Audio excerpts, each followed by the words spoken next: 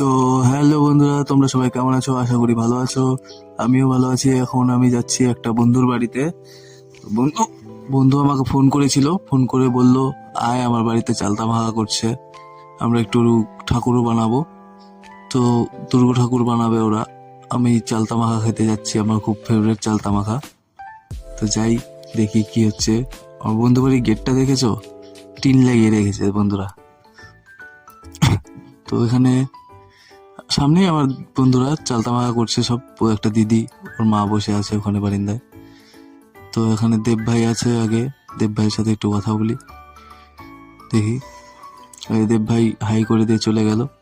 এখানে চালতা মাখা করছে, দেখি একটা দিদি চালতা মাখা করছে, আমার বন্ধুর দিদি আর একটা আমার বন্ধু মিলে। তো চালতা মাখা কার কার ফেভারিট অবশ্যই জানাবে কমেন্টে। চালতা মাখা তো আমার খুব পছন্দ, চালতার আচার, চালতা মাখা ঝাল করে। তো লাইক করো, কমেন্ট করো, শেয়ার করো।